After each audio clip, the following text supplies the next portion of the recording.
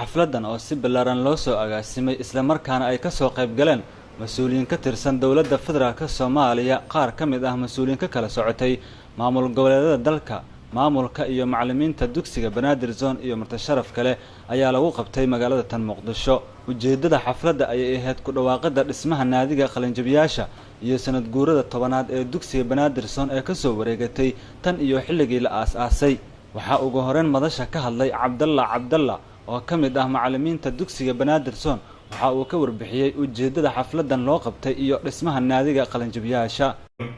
naadi ay leeyihiin qalinjabiyaasha dugsiga Banaadir Zone inta ka qalinjabisay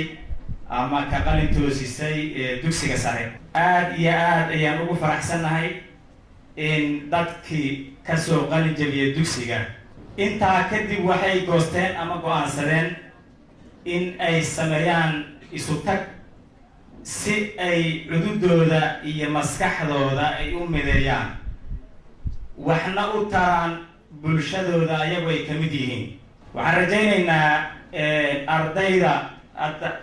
dugsiga ka qalinjabisay ayagoo shahaadooyin sare sameeyey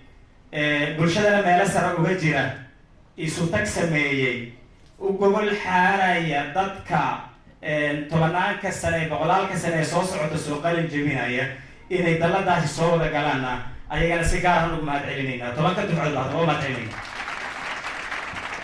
waxaa sidoo kale goobta ka hadlay agaasimaha wasaaradda waxbarashada hidaha iyo tacliinta sare ee dawladda federaalka iyo qaar ka mid ah mas'uuliyiintii lagu casuumay xafladan oo dhankooda ka hadlay waxa ay sheegeen waxqabadka dugsiga Banaadir Zone in uu yahay arin lagu farxo isla markaana dadka Soomaaliyeed ay jeclaadeen waxbarashada oo sanadooyinkii dambe sii kobcaysay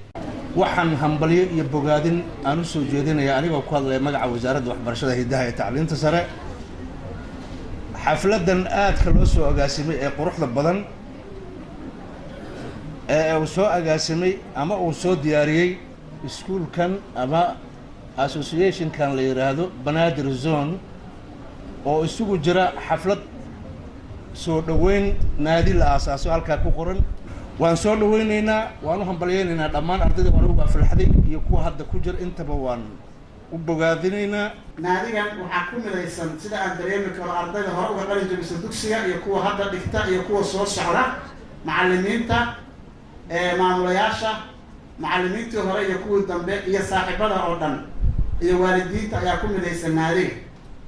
oo dhammaantood yeelan doona categories gaar ah sida lagu yaqaano muassasaadka waxbarashada ugu dambeyntii waxaa goobta looga dhawaaqay dhismaha naadiga qalinjabiyaasha oo ay ku midaysan yihiin ardaydii ka baxday dugsiga Banaadir Zone iyo kuwa hadda dhigta naadigii maanta aan meesha xafladiisii furitaankiisina waa noo furan yahay xarunta iskuulkanu si ku meel gaar uga shaqeyn doona insha Allah waxaan ugu talagalnay bilaha inta badan jaamacaduhu ay fasaxa yihiin in doorashadiisa ay dhacdo doorashada ka hor waxaa ka horeysa in la isdiiwaan geliyo oo dadka ka mid noqonaya ay isdiiwaan geliyaan diiwaangelintana waa inoo furanta insha Allah laga bilaabo maalinta sabtiga dhammaan waa iswada diiwaan gelinaynaa Hashim Maxamed Somali Cable Muqdisho